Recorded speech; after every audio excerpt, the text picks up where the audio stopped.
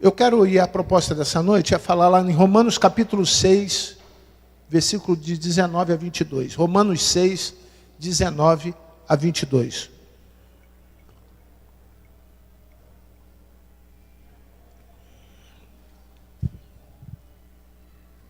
Só relembrando aqueles que estão conosco já há algum tempo, que eu tenho falado sobre serviço, e nesses meses agora para frente eu vou falar em santidade. Tenho falado sobre santidade. Nas quartas-feiras, nós estamos estudando e tendo uma visão ampla do livro de 1º e 2º Coríntios, falando por que a santidade saiu da igreja. Falta de unidade, aí a visão paulina em relação a esse tema. Nos domingos eu já falei algumas oportunidades sobre a santidade na ótica de Jesus, e não esgotei o tema, porque não tem como se esgotar. Mas hoje eu queria tentar rapidamente falar sobre a santidade no livro de Romanos. E eu queria que você pensasse na santidade como alguma coisa possível, não como algo não possível. E por mais que eu consiga te dar um conceito, porque hoje é fácil você encontrar na internet conceitos sobre santidade, eu queria que você passasse ou construísse o seu conceito.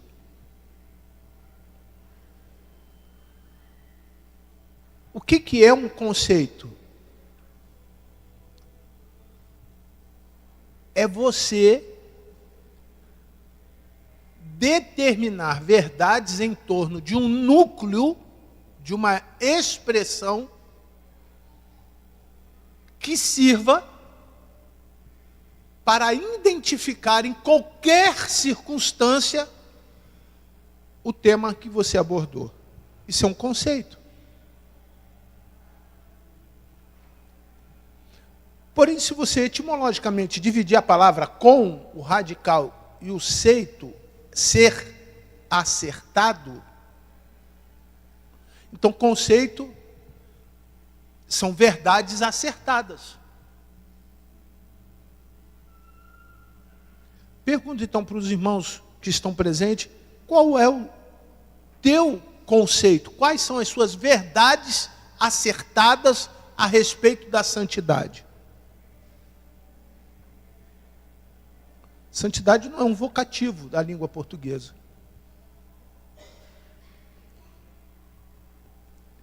Nem apenas um símbolo religioso.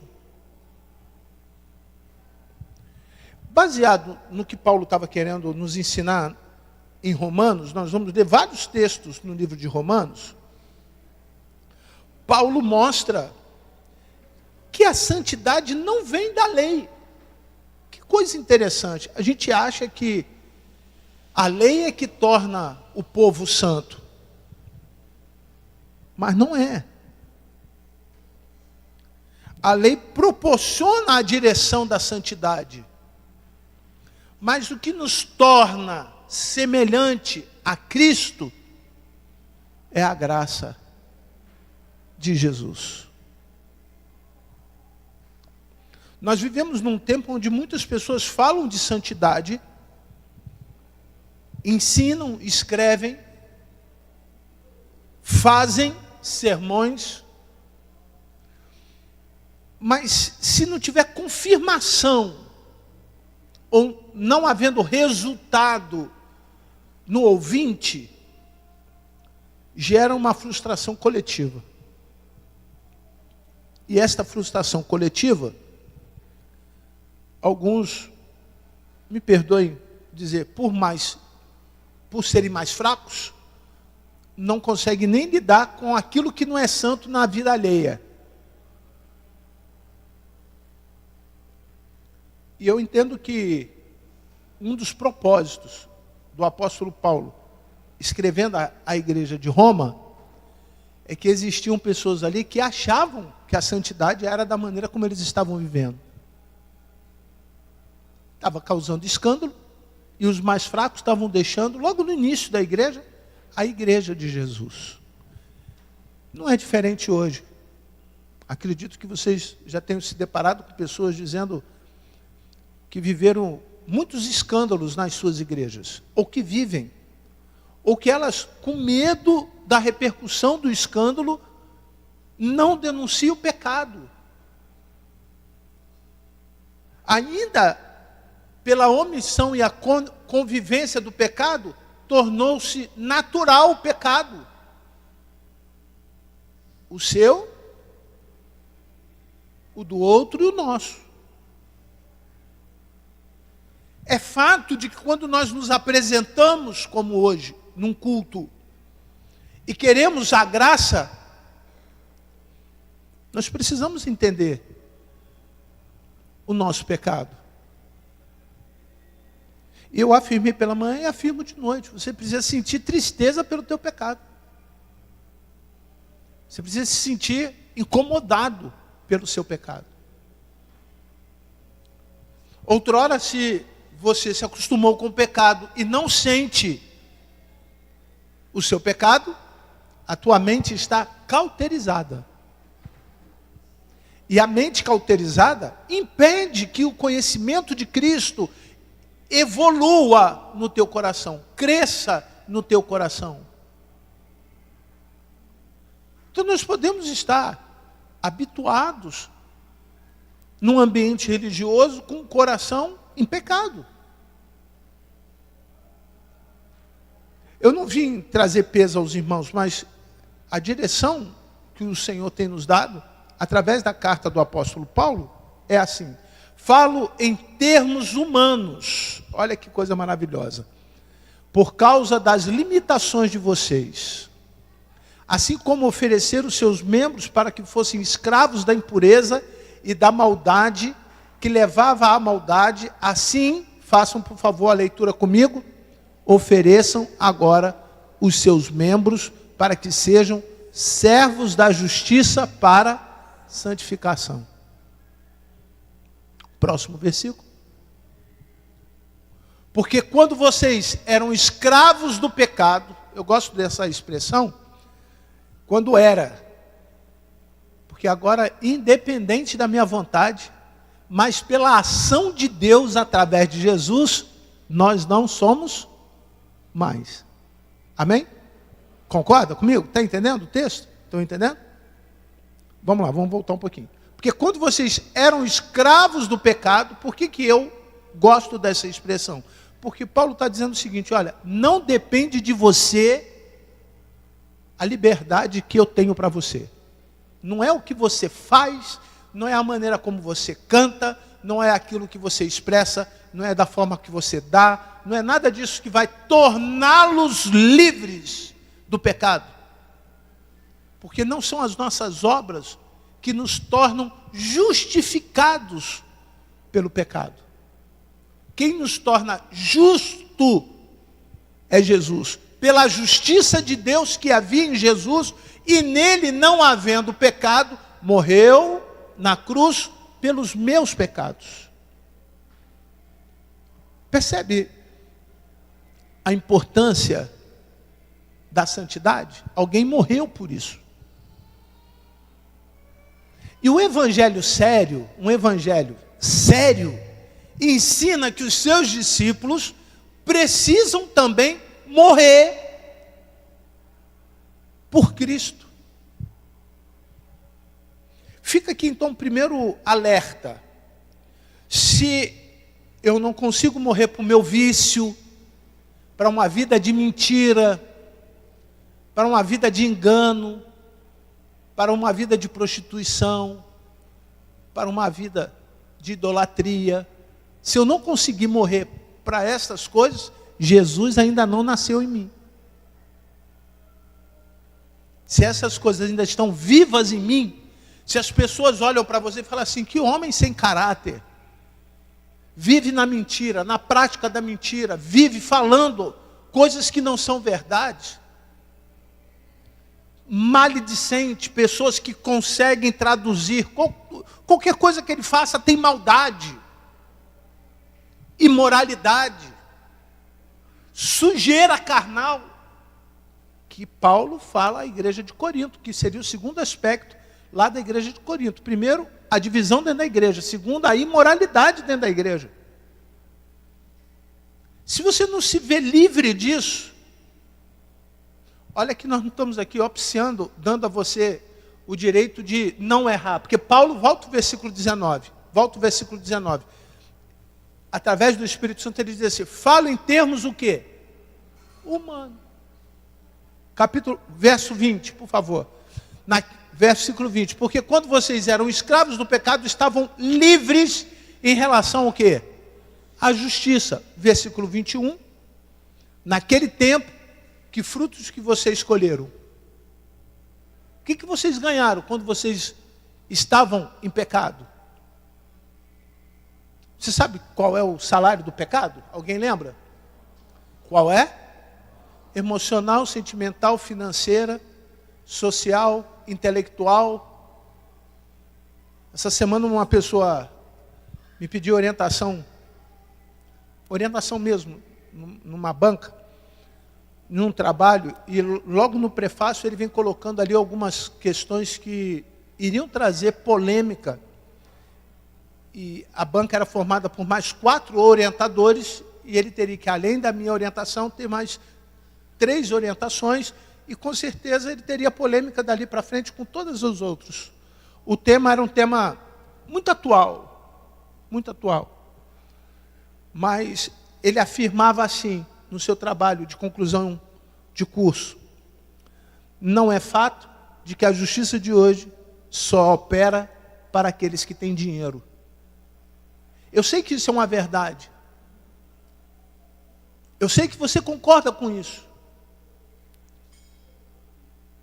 Mas por que ele acredita nisso?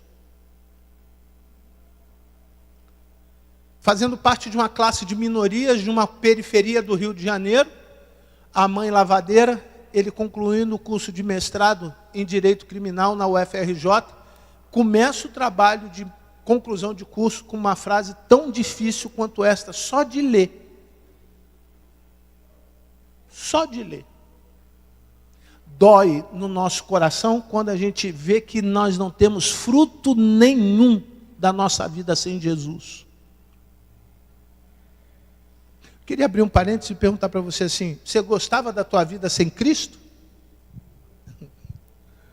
Você gostava do que você fazia sem Jesus?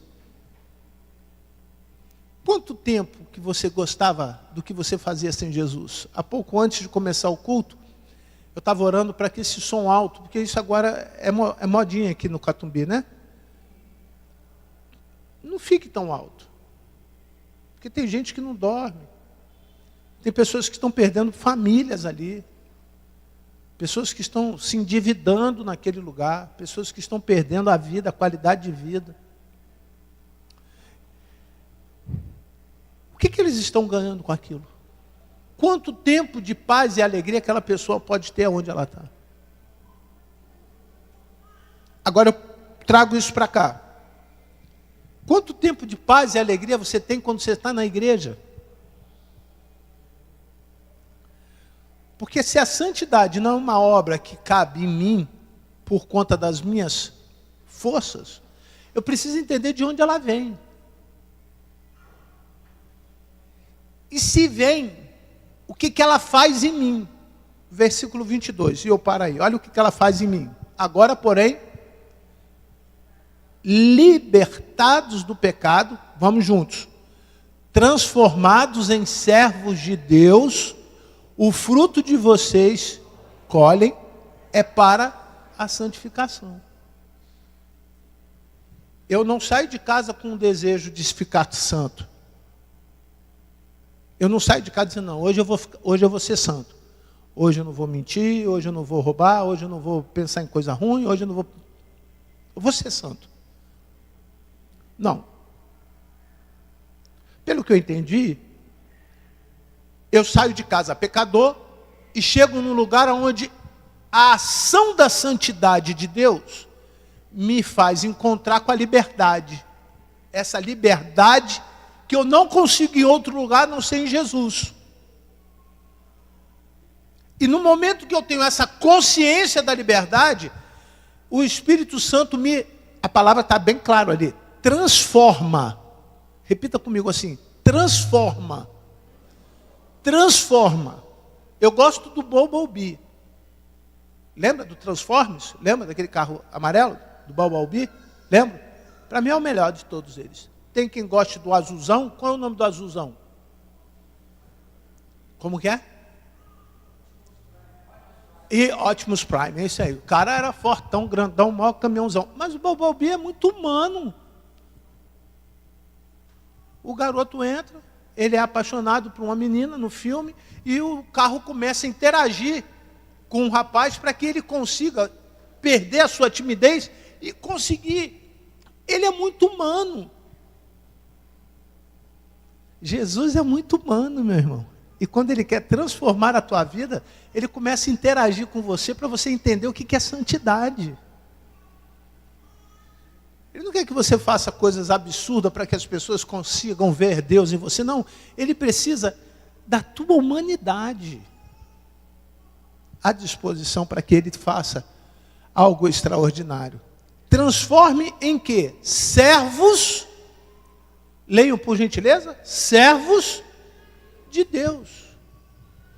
Irmãos, servo de Deus.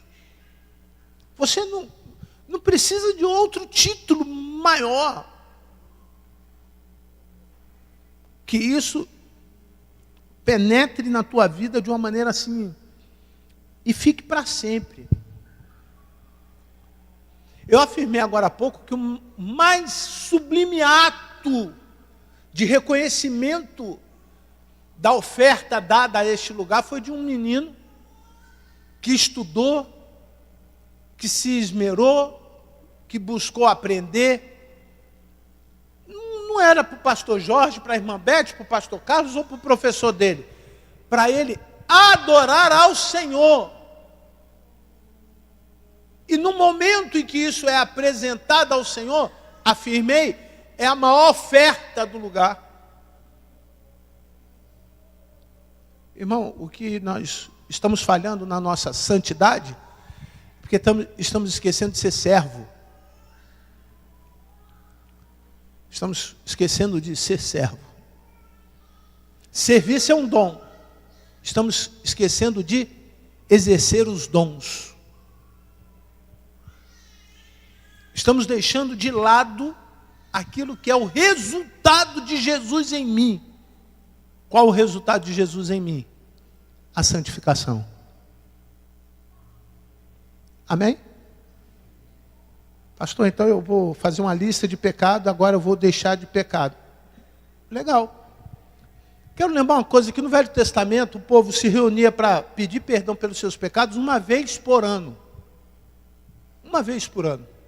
Mas tinha uma coisa que acontecia antes. O sacerdote se arrumava, pegava uma oferta, se liga.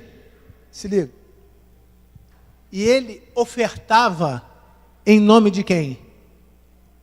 Em nome de quem? De quem? Dele. Primeiro. E se Deus não recebesse a sua oferta, ele tinha uma cordinha que ele morreria onde ele estava e as pessoas iriam puxá-lo para fora, para o corpo não apodrecer lá, porque ninguém podia entrar lá. Prepara o glória. Hoje não tem mais isso. Você pode entrar lá.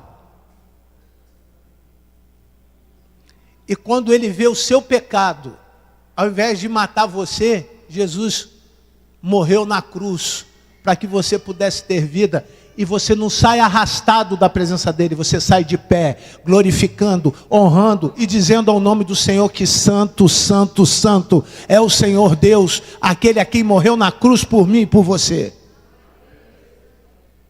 Essa é a diferença.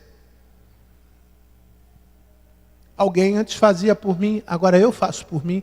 E se eu estiver em pecado, em vez de eu cair, em vez de eu morrer, o Senhor Jesus, através do seu perdão, através da sua misericórdia, através da sua bondade, através da sua graça, me alcança e me perdoa. Eu posso chegar a uma conclusão aqui, embora eu tenha uma opção de outras coisas para falar, não vai dar tempo, já são 8h07. A santidade é a experiência de perdão diário. Isso é santidade. Quanto mais você sentir que Deus está te perdoando,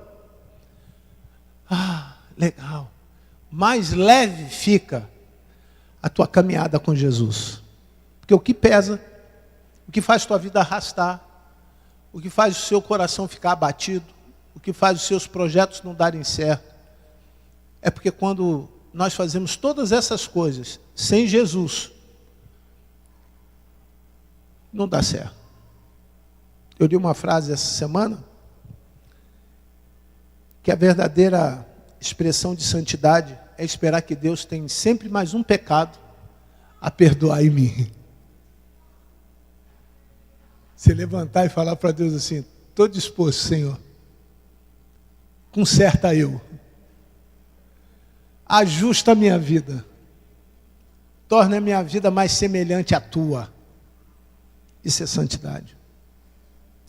Por fim, Romanos 12, 1 e 2. Romanos 12, 1 e 2.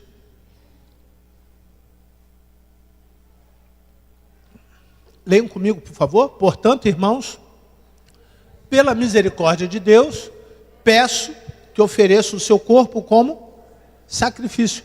Ele pede. Ele pede. Paulo deixa claro que a santidade não é opcional, mas ela é um ato voluntário entre você e Deus. É o sacrifício vivo. Continua. Santo e agradável a quem? A Deus. Aí ele para e fala para uma igreja que já estava com uma confusão teológica estabelecida, eles estavam em crise teológica. Roma tinha o cristianismo, o judaísmo e todas as outras culturas em torno da igreja. Isso tudo dentro da igreja. Então, os costumes, os hábitos, a forma de lidar com Cristo depois de Cristo ficou muito misturado. É importante lembrar que a igreja apostólica católica romana já estava com as suas raízes ali. E depois em que os discípulos deixaram aquela região, foram martirizados, foram mortos, aquela cultura predominante daquela região tomou conta da igreja, gerando aí uma ruptura do santo, do sagrado para os dogmas, gerando uma separação do que Deus, através de Jesus, queria da igreja para aquilo que a igreja estava fazendo. Isso ainda na idade mais primitiva da igreja. Eu chego à conclusão que o cristão hoje, ele toma a forma que ele quer, porque o mundo já não tem mais forma. E por que nós tomamos a forma que nós queremos? Nós rompemos com o que é coletivo e queremos o individual. Porque foi nos tirado o que era individual. A santidade é um processo de relação com o sagrado individualmente. Posso estar num ambiente cheio de gente, sendo santo ou profano, habitualmente tornando visível através das minhas ações Jesus, ou negando Jesus com as minhas ações.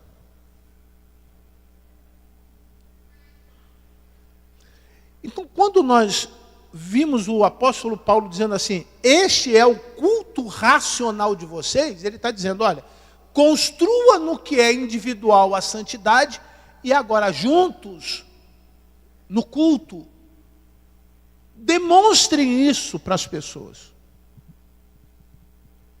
Demonstre. Faça com que seja visível o que vocês estão vivendo com Cristo. Faça que seja visível para a fé não ser uma fé vazia. Você pode até estar com o coração vazio, mas a fé não é vazia. Faça com que as pessoas vejam evidências da transformação, e isso é a coisa mais séria de hoje. Mais séria. Porque é muito gostoso nós estarmos num ambiente falando de Deus, mas não sermos transformados. Por isso que é sério. Estar num ambiente onde as pessoas falam coisas ruins, desejam umas às outras coisas ruins, isso é muito ruim. Mas lá eles não são transformados.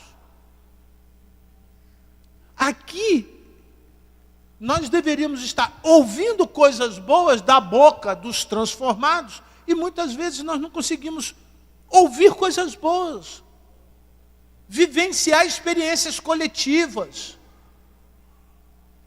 É muito pessoal o evangelho para alguns, a ponto de não falar para ninguém. As pessoas nem sabem que você é de Jesus. O testemunho não é porque você está falando, conforme o apóstolo Paulo está dizendo, o teu culto começa quando as pessoas veem que Jesus está lá no meio. Se Deus não estiver lá, não é culto. Santidade não deveria ser um esforço. Não deveria ser isolamento. Mas o resultado da obra de Jesus na minha vida e na tua vida. Por que esforço? Porque tem gente que está lutando contra o pecado. Sabe por que não abandona? Porque a fé é morta. Sabe por que você não muda? Porque às vezes você não está mais disposto para ouvir. Você está até no lugar certo, mas o seu coração está em outro lugar. Feche os seus olhos. O verso 2 diz assim: e não viviam conforme os padrões deste mundo, mas deixem que Deus os transforme pela renovação da mente, para que possam experimentar qual é a boa, agradável e perfeita vontade de Deus. Fui tomar um café num determinado lugar, e o café não muito ortodoxo. Era um café que tinha um biscoitinho vermelho, tinha negócio dentro, tinha canela, tinha não sei o quê, lá. E quando eu vi uma porção de coisa, eu falei assim: tem café aí? Eu só quero café. Eu sabia o que eu queria naquele lugar. Era uma cafeteria e eu queria tomar café. E a pessoa então ofereceu café coado. Botou uma xicrinha embaixo, uma alcinha de alumínio, uma cestinha, tipo uma meia, e o pó. Veio com uma outra combuquinha, com a água fervendo. Falou assim: o senhor vai passando. Quando o senhor achar que está bom, o senhor bota água no café para não ficar muito forte. Eu então comecei a entornar a água quente naquela coadorzinho de pano, branquinho, com cafezinho. Veio um cheirinho de café, aquele cheirinho assim. E eu fui botando. Eu vi que a canequinha da parte de baixo foi o quê? Foi enchendo. O cheiro não passava. Eu sabia que era o quê? Café. Irmão, quando eu estou na igreja, Eu não quero biscoito, não quero chantilly, não quero canela na minha vida espiritual. Não quero uma xícara dourada, porque isso tudo tem preço agregado. Vocês sabem o que é isso, né? Esse café custa tanto, e esse aqui custa tanto. Irmão, quando eu venho na igreja fazer o meu culto, eu quero sentir cheiro de Jesus. Eu quero sentir o cheiro de Jesus. E a água do Espírito Santo quente cair na minha vida, porque se tiver impureza, aquela água suja vai fazer o quê? Aquela água quente vai fazer o quê? Limpar a minha vasilha. Eu sou a canequinha. Eu sou a canequinha. E a água quente vai caindo. E ele vai deixando cair, até que eu diga assim, para. Quando você não fala para, o Espírito Santo transborda na tua vida. E a impureza, porque vem quente, sai. Você continua sentindo o cheiro do café. Você tem gosto. Quem chega perto de você, quando você passa por um processo de santidade, as pessoas sentem o cheiro de Jesus.